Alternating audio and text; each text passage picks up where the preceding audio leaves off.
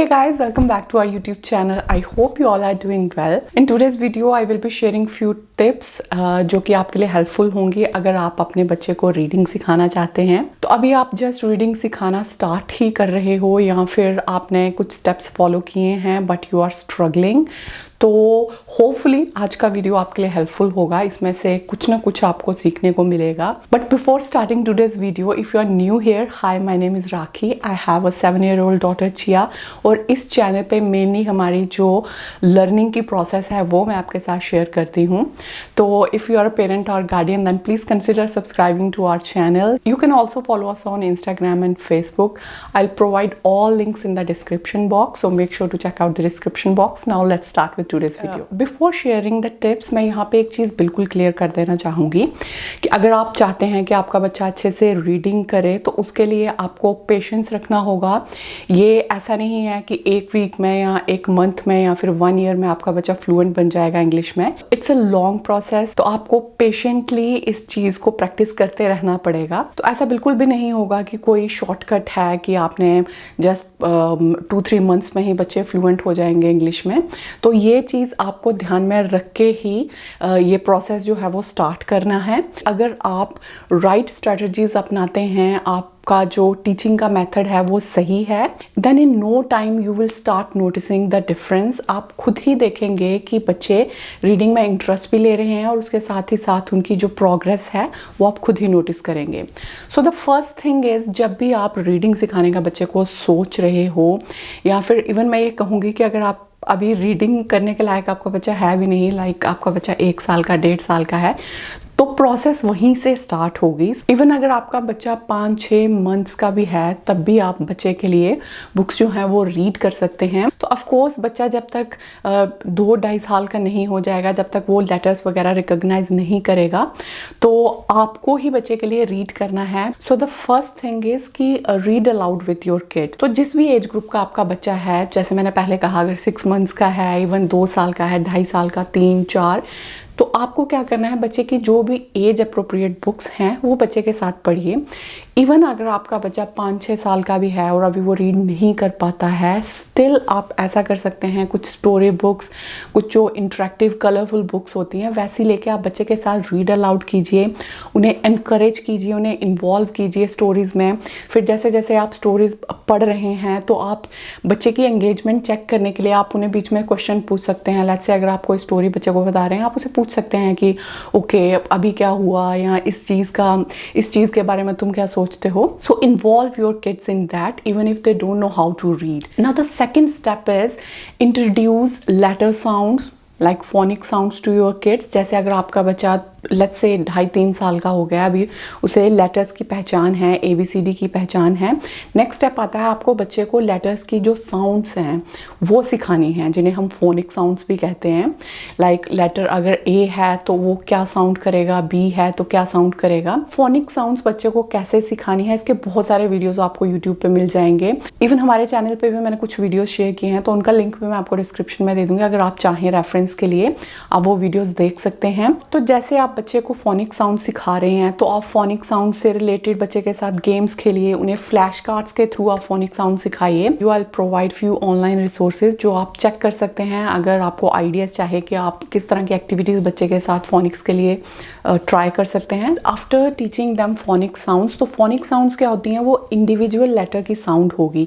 तो अभी आपको क्या करना है कि बच्चे को डिफरेंट लेटर्स को अगर हम कंबाइन करते हैं तो उनकी जो साउंड्स होती हैं वो भी सिखानी है, जिन्हें हम मोस्टली जैसे CVC वर्ड्स वगैरह हैं, 3 letter वर्ड्स, 2 letter वर्ड्स। तो नेक्स्ट स्टेप आएगा कि आपको 2 letter या फिर 3 letter वर्ड्स जो हैं वो बच्चे के साथ ट्राई करने हैं। तो बच्चे को 2 letter या 3 letter वर्ड्स कैसे सिखाने हैं उसका वीडियो भी हमारे चैनल पे अवेलेबल है। अगेन डिस्क्रिप्शन बॉक्स में मैं आपको वीडियोस के लिंक दे दूंगी जो भी रीडिंग से रिलेटेड होंगे। So make sure to check out the description box. Now the third step is you have to teach them sight words और हाई फ्रिक्वेंसी वर्ड्स। जब भी हम कोई टेक्स्ट पढ़ते हैं तो उसमें काफ़ी फ्रिक्वेंटली यूज होते हैं बट उन्हें हम फोनिक साउंड्स के थ्रू रीड नहीं कर सकते हैं या बोल नहीं सकते हैं।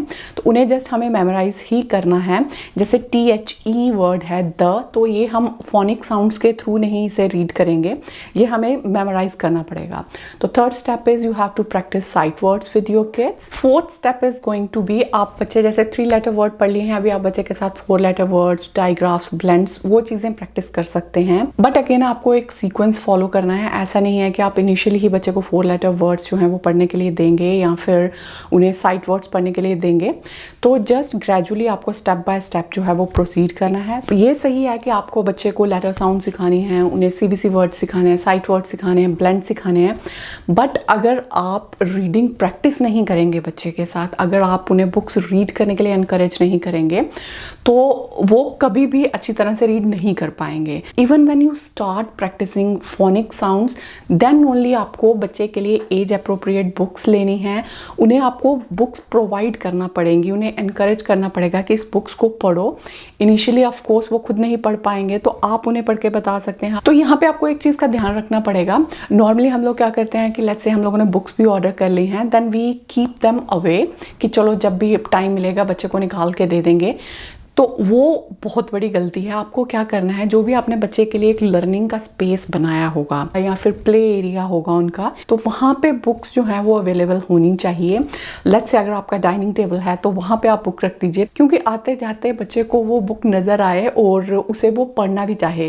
तो ऐसा नहीं है कि आपने बुक लेके कबर्ड में रख दी है, if it's out of site तो कई बार आप खुद भी भूल जाएंगे और बच्चे से तो फिर आप एक्सपेक्ट कीजिए नहीं। तो जो भी रीडिंग मटीरियल होगा, और अभी यहाँ पे ज़रूरी नहीं आपको इंग्लिश की बुक्स ही रखनी है, लेट्स से आप हिंदी की या फिर किसी और लैंग्वेज की भी बुक्स हैं जिन्हें आप पढ़ते हैं, या फिर न्यूज़पेपर डेली आता है, तो मेन फोकस यहाँ पे ये है कि बच्चे को रीडिंग का जो मटेरियल है, चाहे वो ग्रोन अप्स का है, बच्चे का है, उनके सिबलिंग्स हैं, उनकी स्कूल बुक्स हैं, तो उसे हमें एक्सपोजर देना है बच्चे को रीडिंग मटेरियल का। Now next thing which you have to do is कि आपको एक रीडिंग की रूटीन बनाना पड़ेगी। तो इनिशियल डेज में तो ये बहुत ही इंपॉर्टेंट है।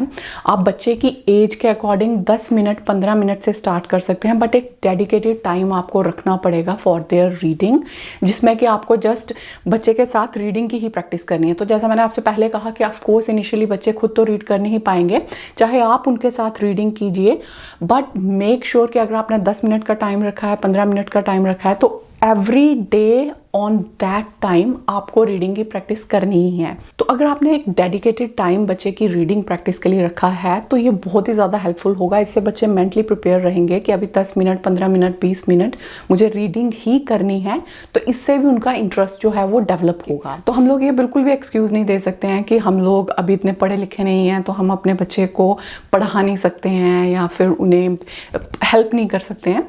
तो we are living in a time जब आप एक फ़ोन पे आपको हर एक चीज़ जो है वो मिल जाएगी, तो आपको जस्ट थोड़े एफर्ट्स करने की ज़रूरत है, आपको हर एक चीज़ जो है वो ऑनलाइन मिल जाएगी। तो use technology, but make sure कि जितनी आपको ज़रूरत है उतना ही यूज़ करना है। ऐसा नहीं है कि हर एक चीज़ आपको, अगर एक चीज़ सिखा रहे हो तो उसी चीज़ से रिलेटेड आपको 10 या 50 बार डिफरेंट जगह जाके चीज़ देखनी है। तो अगर टेक्नोलॉजी को आप वाइजली यूज़ करोगे तो इट्स अ ह्यूज ब्लेसिंग, और अगर आप टेक्नोलॉजी को वाइजली नहीं यूज़ कर रहे हो तो आपका टाइम कहाँ जाएगा ये भी आपको पता नहीं चलेगा। तो अगेन, जैसे मैंने वीडियो के बिगनिंग में कहा था कि I will provide few online resources जो कि आप डिस्क्रिप्शन में चेक कर सकते हैं। तो next thing is, let's say आप ये सारी चीज़ें फॉलो कर रहे हैं, every day you are practising like 10-15 minutes और 1 आवर, आप अपने बच्चे के साथ रीडिंग की प्रैक्टिस कर रहे हैं, बट यहाँ पे आपको रीडिंग की प्रैक्टिस करने के साथ साथ राइटिंग की प्रैक्टिस भी बच्चे के साथ करनी है। तो आप बिल्कुल सिंपल वर्ड से या सेंटेंसेस से स्टार्ट कर सकते हैं। जस्ट बच्चे को 3 वर्ड सेंटेंस लिखने के लिए कहिए, 4 वर्ड सेंटेंस लिखने के लिए कहिए, और स्लोली आप इस चीज़ को बिल्डअप कर सकते हैं। और फिर लॉन्गर पैराग्राफ्स या फिर ऐसे राइटिंग भी आप बच्चे को करने के लिए दे सकते हैं। तो अगर आप हमें कुछ टाइम से फॉलो करते हैं तो आपको पता होगा कि इनिशियली मैं चिया को एवरीडे एक लेटर देती थी, उस लेटर से रिलेटेड उसे मैं वर्ड्स लिखने के लिए कहती थी।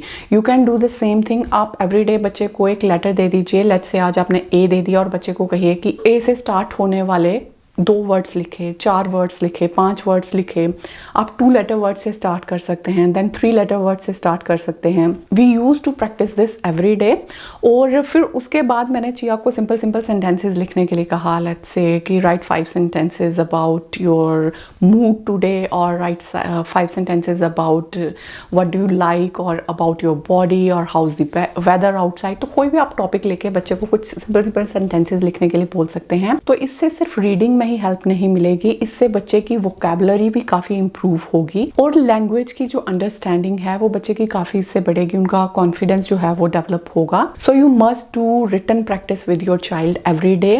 Now last but not the least, as a parent you have to be patient and supportive. I know कई बार ऐसा होता है कि हम लोग इनिशियली जो चीज़ें हैं बच्चे के साथ प्रैक्टिस भी कर रहे हैं, बट अगर बच्चा उसमें इंटरेस्ट नहीं दिखा रहा है या फिर बच्चे में ज़्यादा इंप्रूवमेंट नहीं हो रही है, तो हम लोग फ्रस्ट्रेट हो जाते हैं कि ओ मैं तो इतने एफर्ट्स कर रही हूँ बट कोई फ़ायदा नहीं हो रहा है, कोई इंप्रूवमेंट नहीं हो रही है। So you need to be patient, you need to be encouraging and you need to be supportive.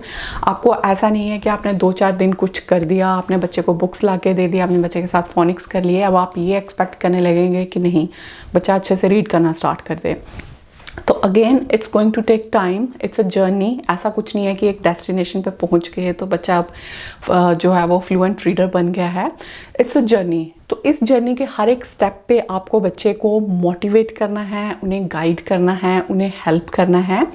और अगेन यहाँ पे मैं ये एक चीज़ ज़रूर कहूँगी, क्योंकि मोस्टली पेरेंट्स का यही एक्सक्यूज़ होता है कि हम लोग खुद इतने पढ़े लिखे नहीं हैं तो हम बच्चों को कैसे पढ़ाएंगे। तो अगेन ये एक्सक्यूज़ नहीं देना है। आप जिस भी वे में अपने बच्चे को गाइड कर सकते हो, उन्हें सपोर्ट कर सकते हो, वो आपको करना है। और मोस्ट इम्पॉर्टेंटली आपकी जो एक्सपेक्टेशंस हैं वो जेन्युइन रखनी है। आइडियली तो आपको एक्सपेक्ट करना नहीं चाहिए, but if you are expecting something, वो एक्सपेक्टेशंस जेन्युइन होनी चाहिए। ऐसा नहीं है कि आप 1-2 मंथ में या आपने बच्चे के लिए 10-20 बुक्स मंगवा दी तो आपको लगे कि बच्चा भी जल्दी से पढ़ना स्टार्ट हो जाए, या फिर अगर आपका बच्चा 9-10 साल का है तो आपको लगे कि नहीं 5 साल के बच्चे भी रीड कर लेते हैं बट हमारा बच्चा क्यों नहीं कर पा रहा है। तो एक्सपेक्टेशंस आपको नहीं रखनी है, आपको बच्चे को हेल्प करना है, गाइड करना है, उन्हें मोटिवेट करना है। एज अप्रोप्रिएट बुक्स जो हैं वो आप अपने बच्चे को इंट्रोड्यूस करवाइए। तो जब भी आप अपने बच्चे के लिए बुक्स लेते हो तो आई विल सजेस्ट कि अगर कोई किसी, जैसे स्पेशली अगर आप चैप्टर बुक्स ले रहे हो, तो आई विल सजेस्ट कि जब भी आप किसी भी सीरीज की बुक्स ले रहे हो तो just start with the first book. आप डिफरेंट नीश की बुक्स बच्चे को प्रोवाइड कीजिए। फिर जैसे जैसे वो रीड करना स्टार्ट करेगा तभी आपको पता चलेगा कि कौन सी चीज़ में बच्चे को इंटरेस्ट आ रहा है। देन आप क्या कर सकते हैं, उस चीज़ से रिलेटेड और ज़्यादा बुक्स बच्चे को प्रोवाइड कर सकते हैं। बट अभी तक मेरा जो भी एक्सपीरियंस रहा चिया की रीडिंग की जर्नी को लेके, वो मैंने आपके साथ शेयर कर दिया है। और आई कैन अश्योर यू कि अगर आप पेशेंटली इन चीज़ों को फॉलो करेंगे तो आप खुद ही प्रोग्रेस देखेंगे। बट ये चीज़ आपको करना पड़ेगी, जस्ट वीडियो देखने से कुछ नहीं होगा, आपको ये चीज़ फॉलो करना पड़ेगी। तो आई होप आज का वीडियो भी आपके लिए इन्फॉर्मेटिव रहा होगा। और अगर आपको कोई भी डाउट्स हैं, क्वेश्चंस हैं, तो ऑफकोर्स आप मुझे कमेंट सेक्शन में पूछ सकते हैं। तो अगर आज की वीडियो आपके लिए इन्फॉर्मेटिव थी, then please give this video big thumbs up and do subscribe to our channel for more such videos. Thank you so much everyone for watching.